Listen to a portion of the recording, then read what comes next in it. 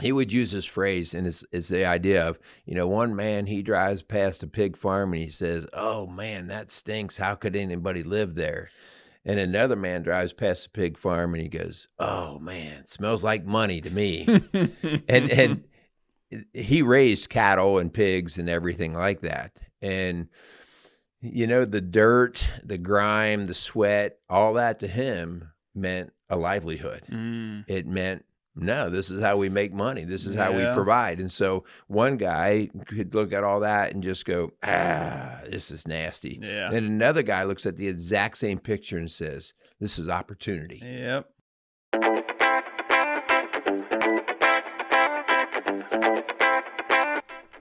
Strong Dads wants to thank Quality Auto Mart for joining us as a sponsor. Quality Auto Mart was born in 1985. They are owned and operated by Mark and Nancy Repke.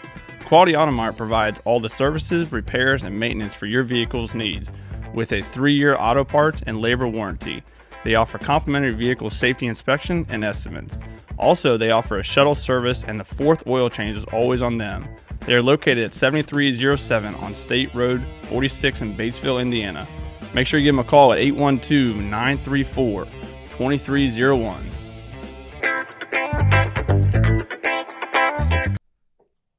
Welcome to Strong Dads. This is Merle Hutchinson along with Kyle Crawford, bringing you another great show. What is going on?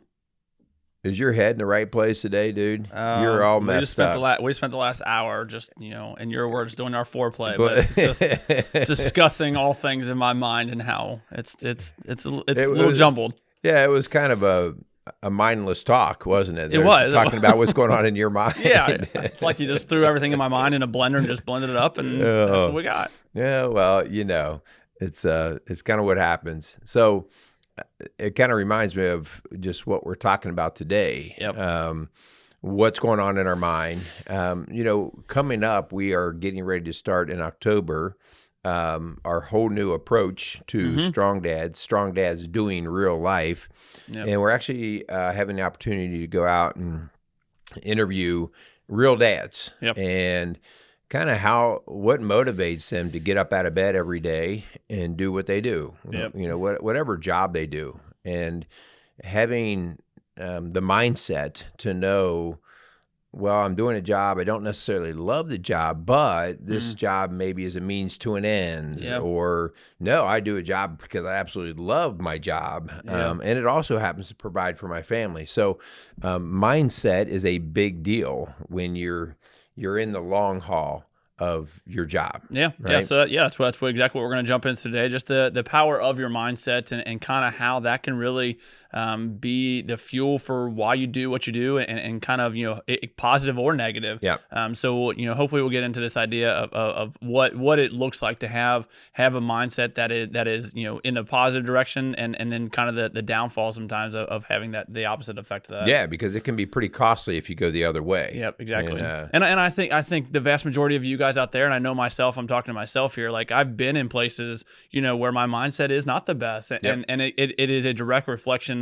If it's my work and I'm dealing with my mindset and a negative mindset, man, it correlates right back into my family life, and then whether it be my family mindset that things just aren't going great in my personal life, it's a direct reflection of what my work looks like. So there's just that balance that we as men play with. So. Yeah, and over the long haul, we've talked before about grumpy old men and happy old men. Which one are you right now? All 35 years of you. Ask me tomorrow. Yeah, so from day to day, you can find yourself waffling back and forth. Yeah. And we might call it a good mood or a bad mood or something like that. But when you have a collection of bad mood days, it starts to really color the quality of your life. And over time, we kind of can drift into, well, I'm just a grumpy old man, or am I a happy old man? And so, well, what's the difference between those two? So we're going to get a little bit of that today about, what is the difference. So. Let's thank our sponsors, and then let's roll in getting into Kyle's mindset. Oh boy, tune in for It'll that be, one. it'll be a very short show. No. Yeah, Strong Dads, we would love to thank Casey Outdoor Solution for coming alongside of us. We are grinding. I'm sure they're getting ready for the fall months here, getting ready upon us. So check Casey Outdoor Solution. Let them know we sent you up there. Really do appreciate them for being an awesome sponsor. All right. I also want to thank the fine folks at Quality Auto Mart. So for all your automotive needs and golf cart needs, go check out the guys on Route 46 outside of Batesville, Indiana at Quality Auto Mart, and they will take care of you. All right. So this is kind of a fun statement. And actually, this was a statement that I worked for a farmer when I was in high school. Okay. And I thought you were going to say like this, your dad told you this. It sounds like something. I know you said things your dad has said before. So my dad is an old crusty fart, but this old guy, he was even more old and crusty. But man, we just loved him because he was ornery, and you know we baled hay for him and everything, and we'd get all done baling hay, and he'd always open up a Miller, not Miller Lite, a Miller beer. Okay. And he'd smoke a cigarette, and he'd sit back, in a chair, and we'd all be sweaty and nasty. And he would just rattle off all these, bits of wisdom about everything from life and farming. And he'd get us boys laughing and stuff. It was just good stuff when I think back about it. But, he would use this phrase, and it's the idea of, one man, he drives past a pig farm and he says, "Oh man, that stinks. How could anybody live there?" And another man drives past a pig farm and he goes, "Oh man, it smells like money to me." and he raised cattle and pigs and everything like that. And, the dirt, the grime, the sweat, all that to him meant a livelihood. It meant, no, this is how we make money. This is how we provide. And so one guy could look at all that and just go, this is nasty. Yeah. And another guy looks at the exact same picture and says, this is opportunity. Yep. And I think that was really good for us as young guys to see, boys, it's all how you look at it. It's kind of how he would always spin stuff. It's all how you look at it, so. Well, it makes me think, I can't tell you the number of times we'll be driving and we have a fire, they come over the radio and say, we have a, confirmed a working fire, and the old guys in the truck are like, damn it. Right. Because they've been on so many, and all the young guys, myself included, like, let's go. Like, right. It's just that perspective. Like that old guy, he's been on so many. All he sees when it comes to this, obviously he's going to go there. He's going to do the job that is required of him, but he sees a lot of work ahead of him. Yeah. And his whole body, sometimes it's so beat down. And us young guys are like, let's go, right? And I don't care. You can treat me and beat me up. I'm all in. But it's just that perspective that we, it's the same fire. Exactly. Right? It's the same fire for both groups. Yep. But the mindset, the perspective means everything. And I think it's important that you start to recognize that, because the jobs that we're doing are probably no harder or easier than they ever were. Right. But how our mind gets to certain places that causes us a problem or gets us through it. And we talked earlier about the grumpy old man and the happy old man. And, in my line of work, I deal with all these men, and they come in, and it doesn't take me long at all when I'm talking to a guy to recognize that he might fall into that grumpy old man category. And, a way to also look at the grumpy old man is, this is a guy who falls quickly into victimization, where, same crap, different day, nothing seems to go my way. And we all have those moments. But man, if I don't recognize what that's going to do to my mindset and how I'm taking on that day or coming home and interacting with my family, I'm just going to cause myself to dig a deeper hole. And eventually, I had this accumulation of days called a lifetime where I go, life just has really sucked for me. And then you got this other guy he's gone through the same garbage. He's had divorces, he's had bankruptcies, he's had tragedy in his life, but he looks at it and he's like, this is a challenge, but here's what I'm going to do to get through it. And he's always in the problem solving mode. He's always in the what we would call the growth mindset, And so it's really the difference between the victim versus the victor, especially over the long haul. Sometimes we want to win every little battle of every day versus stepping back back and saying, well, what's the bigger picture here? Yeah. So, yeah, I mean, as you're talking, Merle, I know this is something I can relate to myself, falling sometimes into that, and I know for sure other guys that I work with, I hear a lot of that. Same same thing. Just different day, right? In your line of work with you and Linda, I mean, is this something you're seeing a lot of? That this where an outside for you to see a married couple struggling and for you to introduce a different perspective, is that something that you are seeing a lot of, or is this something is this more? Do you see this more along the lines of just dealing with men? oh no, I mean, you see it both men and women, and this is what makes marriage work hard. We've talked before on shows, but a lot of people always think that the first 7 years of marriage are the most difficult, and that's where the highest percentage of breakups occur. Really, And I didn't know that. well, that's what they say, okay? And so really, they say the first 2 to 4 years is where if a couple isn't going to make it, they're going to fall right there, okay? And that's usually due to compatibility things, Right. okay? But once people kind of get deep into their marriage, and so this is actually much more of what Linda and I spend our time on, okay? These are the people who come in, and these are the 15, 20, 25, 30-year marriages that come in. And what has happened is day after day, they've gone through some challenges and some difficulty, and it has accumulated without what they would think of as lots of losses and not very many wins. And so they just like, I don't think I'm ever going to win. I don't think I'm ever going to catch a break. And so they lose their heart. They lose their spirit to work on the marriage. And so trying to work with them and say, okay, listen, today when you go home, I want you to really focus on something that's good in this marriage or something that's good about your spouse. I mean, they look at you like you got three heads. Like, oh, yeah, right. Like, but that's really trying to get them to see, what are you going to look at? Are you going to look for the dark in everything, or are you going to intentionally see some of the positive? And that's the whole rebuilding. Now, some people have, they're like magnets, to the iron, that they just are attracted to the negative. But if you can catch yourself doing that and surround yourself with habits of, nope, today I'm in my prayer life, the first thing I'm going to do is be thankful.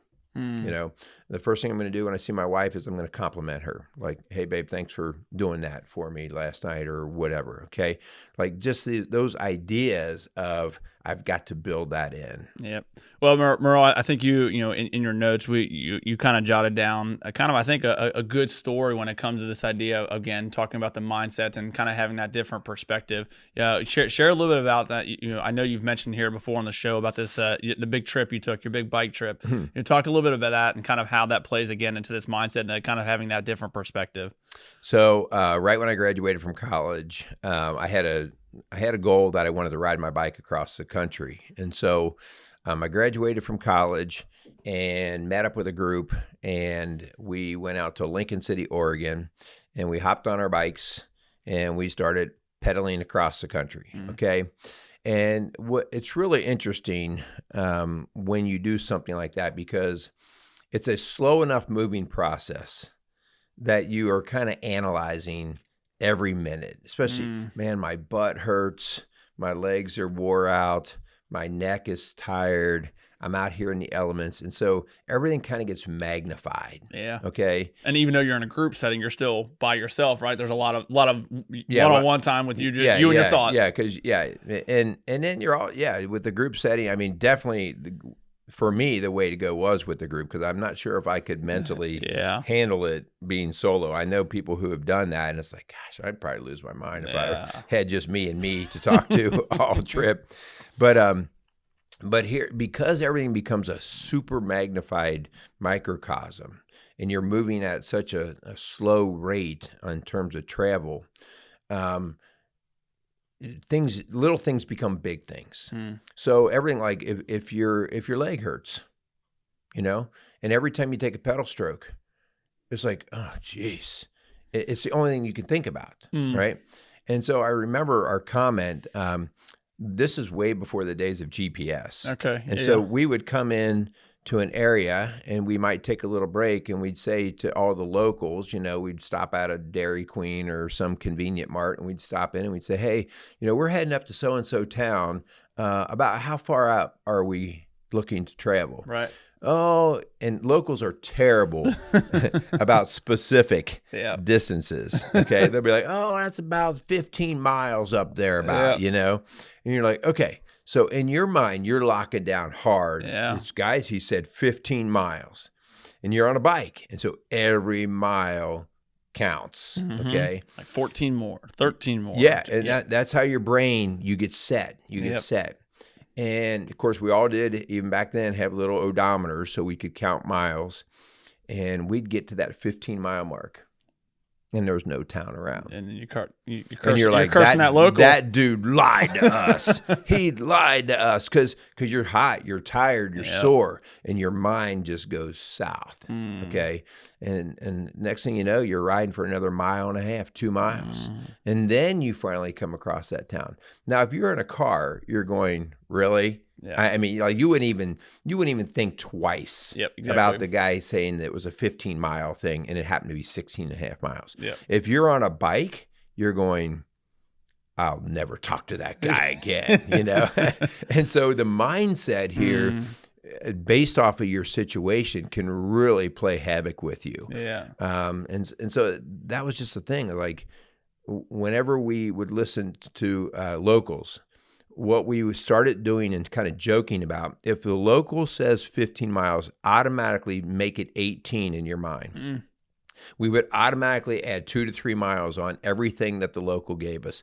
That way, if it came up shorter, we were like, hey, that wasn't so bad. Yeah. I mean, just the distance was the exact same, but it's how we set our mind prior to the event that made the ride better or worse. Yeah. And so everything we do, he said 15. Okay, so guys, we got 18 miles before we get to the next town. Okay, everybody ready for 18 miles? Let's roll. Yeah.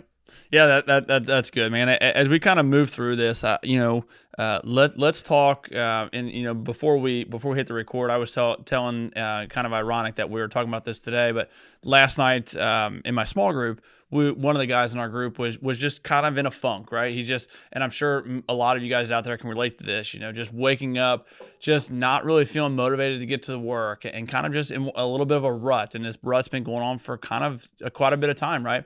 And it's very easy, especially with a group of dudes, to sit around and to just sit and just bitch and complain and just, same shit, different day, right? And kind of get stuck in that mindset and kind of get stuck with other guys who also have been or currently are in that mindset. And after my buddy shared and kind of talked about it, it's like, all right, what are we going to do?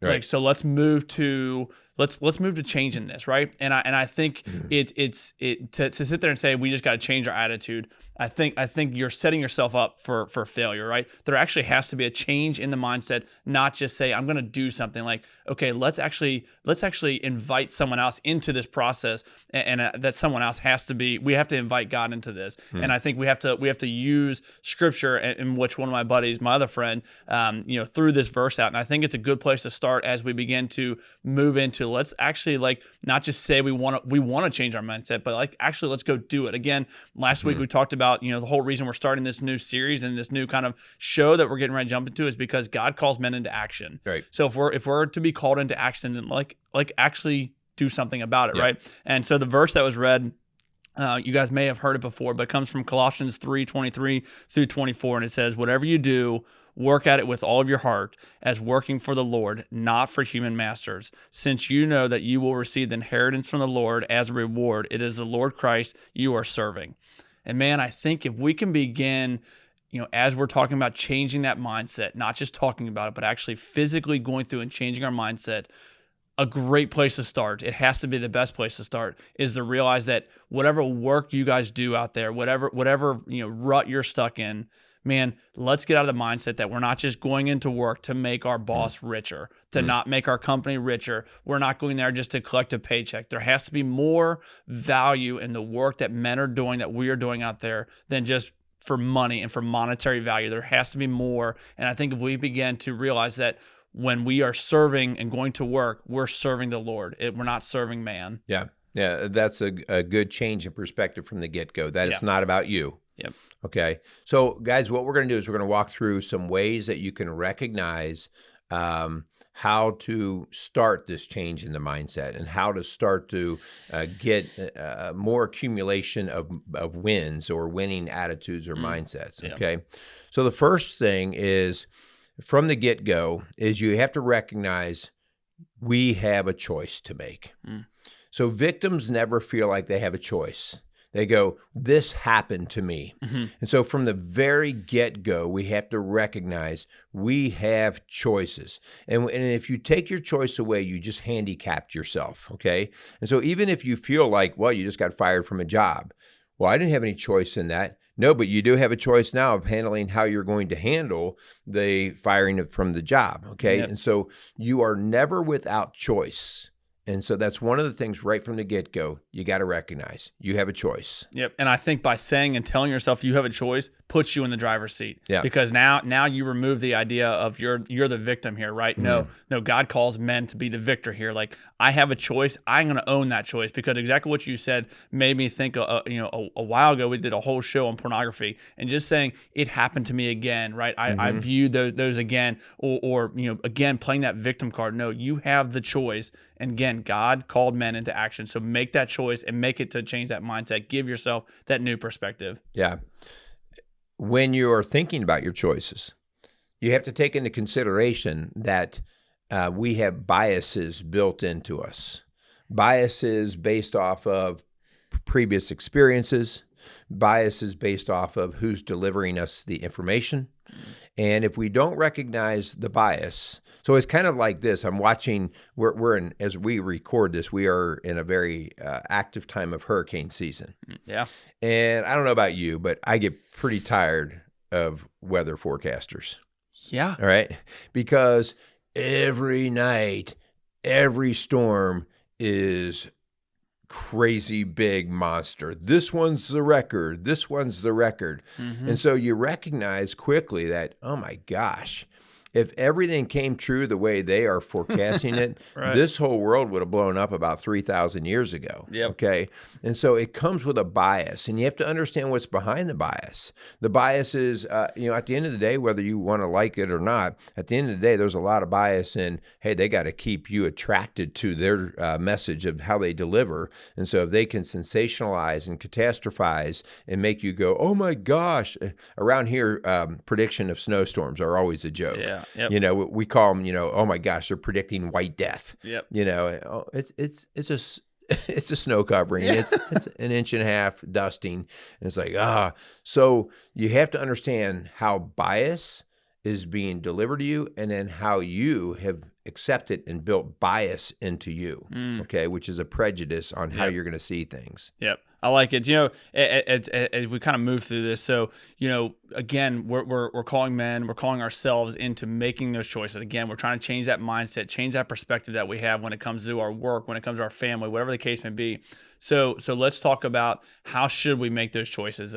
So again, we're called into action. So if you are kind of stuck in a rut in your place of employment, you're like, okay, I need to make that change, right? So let's talk about how we should, what kind of factors we should use in order to make those decisions. So again, it's going to be very hard. Again, if we're called into action and you have a health concern, you have something that is like actually a physical barrier for you, it's going to be very hard to make a choice to try and change your mindset to say, okay, well, I'm going to do an action that I physically am just not able to do, right? And so again, as we begin to use those biases, or use whatever we have in our life as a factor to making those choices, it has to be, you have to set yourself up for success, I guess, is a big thing. Yeah, I mean, you've got to be real with yourself, right? I mean, Right.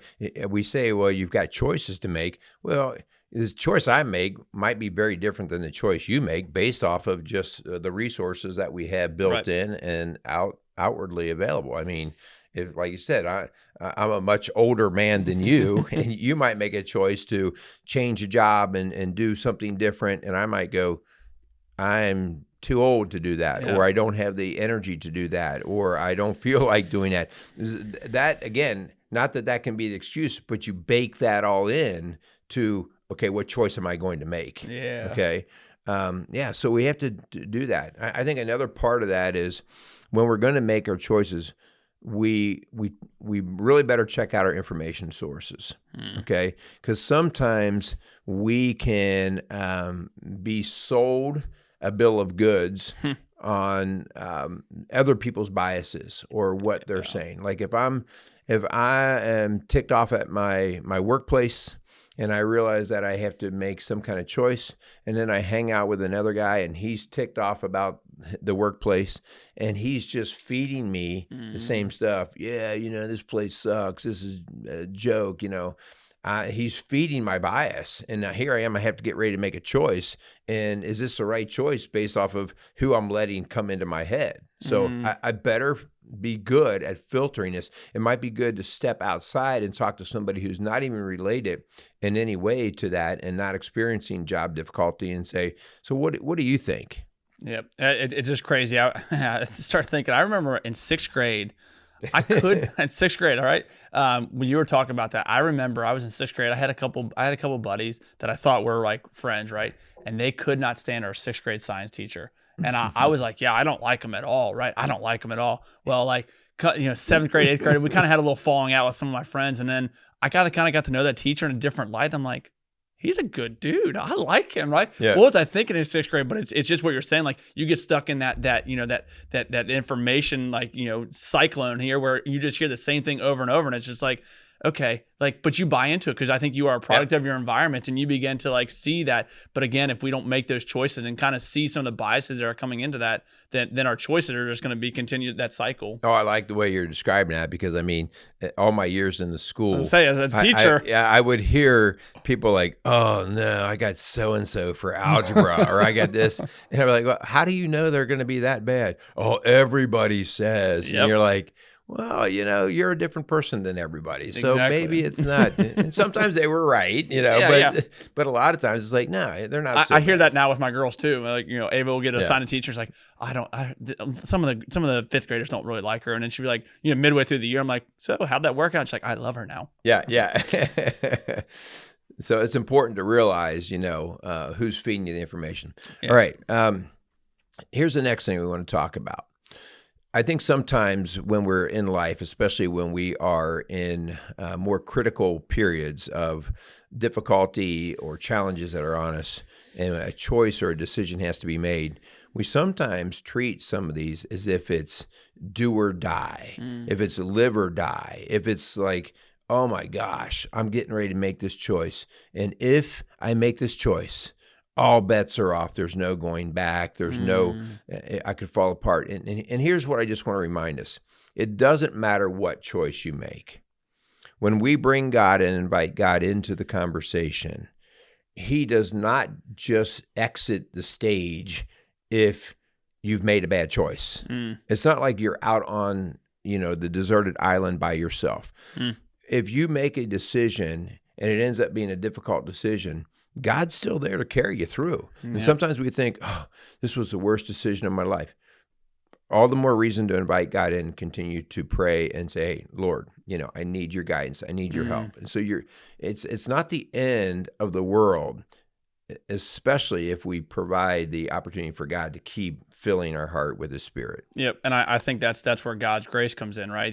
So I think as men, a lot of times we get stuck in this, that we have to be, we make these choices and then those choices have consequences and it's all on us. Similar to that liver, kind of like, that you're going to die by the sword, right? That whatever decision you make. And I think exactly God's not going to leave us, right? There's grace involved even in our bad decisions, especially in our bad decisions, right? And I think the other side of that is, man, that's where I think that this idea of grace, that God's giving us grace, we have to also be willing to give it to other people, because I think you get stuck in that circle and you're like, bro, quit complaining about this. Like, I've heard this 100 times, right? That's where we've received grace from God. Like, we have to be willing also to give that to our fellow guys, the guys we're doing life with. Yeah. So let's talk about this is the last thing to help us make these better choices and to prepare ourselves for a better mindset, all right, so that we don't become overwhelmed and fall into that victimization because we're overwhelmed and feeling defeated.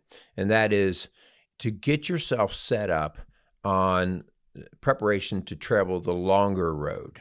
Okay, so remember when I was talking about my bike trip. Mm-hmm. And when we would try to follow the advice of the local who said, oh, it's just a 15 mile, and how difficult it was when we got past 50 miles and still didn't find a town. Mm-hmm.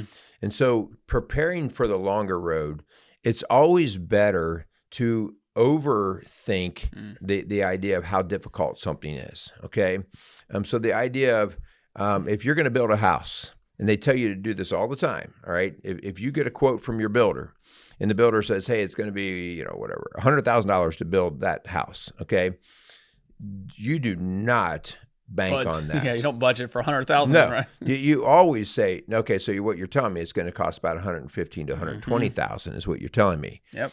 Even though he never used those words, in your mind, you learn to overshoot so that anything under allows you to have the win, okay? And so everything that we do, we start learning how to over-prep it. We over-prep it. And so, in military training, they never train just to the minimum. They always want to have everything done like, okay, so what if this happens? What if this? Yep. Those things may never happen, but they want to plan for the extreme worst so that anything less than that, they got it. Yep. And I think you have to, especially, just in my world in the fire service, like if we just plan for best case scenario, this past weekend, I was at a training and guys were saying, how would you approach this? Like in the ideal world, this is how I would do it. But in my job, I don't live in the ideal world, right? There's stuff that gets thrown at us at a moment's notice, and we have to be able to react to it. And I think that's where, kind of preparing yourself, going to trainings to kind of get better. So that way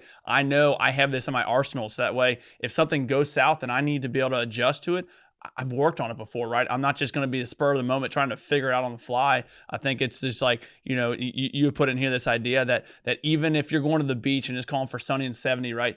Prepare yourself for rain, because that rain cloud that might just pop up, you need to be ready for it, right? Especially if you have kids, what this looks like, right? All of a sudden the rain comes and everybody freaks out, right? I think training yourself and preparing yourself for knowing that even though you're changing this mindset, the rain clouds are still going to come. We still need to be ready for the ruts of our life, making sure we can, again, be called into action to go in and to make those decisions to change your mindset. Have you ever been at the dinner table and there's a jug of milk out on the table, and in your mind, you think the jug of milk is full. Yeah.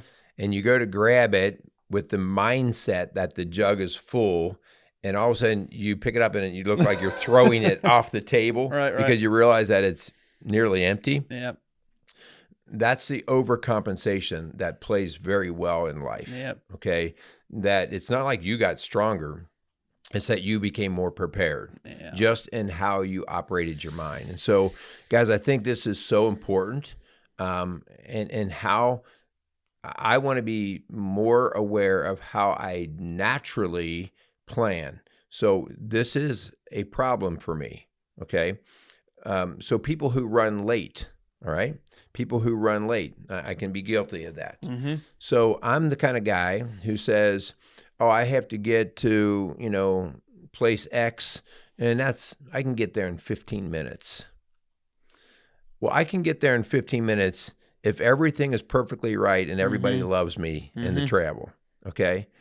But the chances of that happening are slim. Yep. And so all of a sudden I show up and I'm chomping at the bit. I'm the guy in the stoplight going, and I get there in 18 minutes. And I'm frustrated, and I'm shortchanging my ability to handle my mindset more appropriately. And so It's just that idea. Oh, that's a 15-minute drive. You know what? I'm going to build that in, and so from now on, 15 minutes means it's 20 minutes or 25 minutes or something. So I have recognized in myself, I tend to minimize because it's in my mind. It's the lazy way. It's the easier way. I can exert less energy. And so it's revealed something to me that I like to take the easy way out. All right. And so I have to be very mindful of, and wait, let's just be real. It's 15 minutes. Let's build something in. I'm going to build a deck. Okay.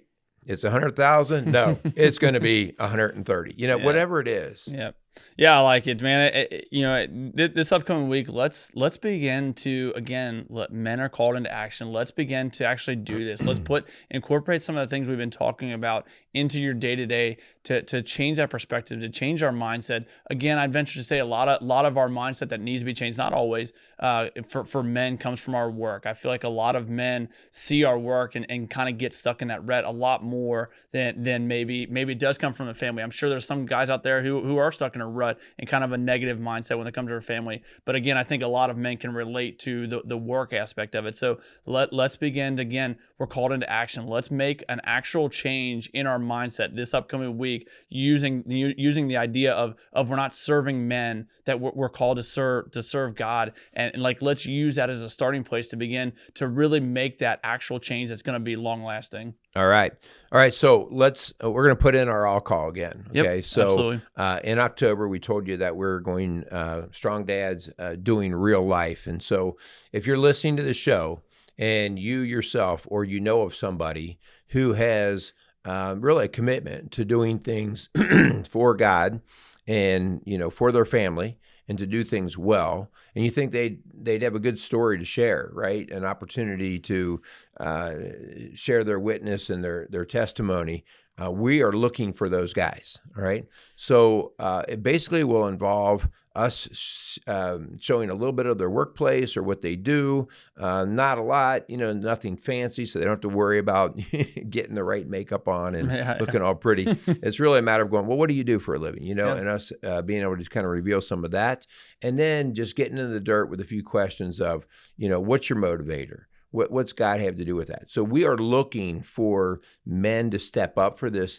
And the purpose behind this is to start showing more and more men that these men are out there and this is a good thing to do, rather than to constantly hide, our own witness, that we could put it out there and use it as a motivator for other men. So you can reach us if you know somebody or you're interested. You can reach us at rocksolidfamilies.org.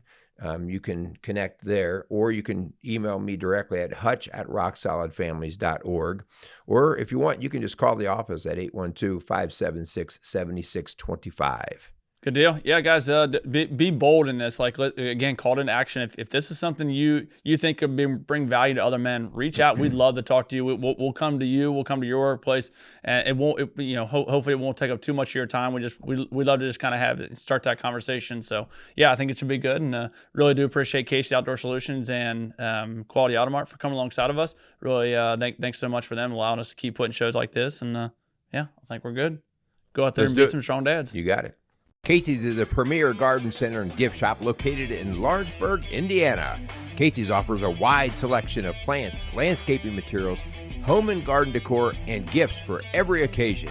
Casey's is committed to providing exceptional service, a unique shopping experience, and value to every customer. Stop in and see what makes Casey's so unique. Located at 21481 State Line Road, Lawrenceburg, Indiana, or call 812-537-3800. Let Casey's help you add beauty to your home.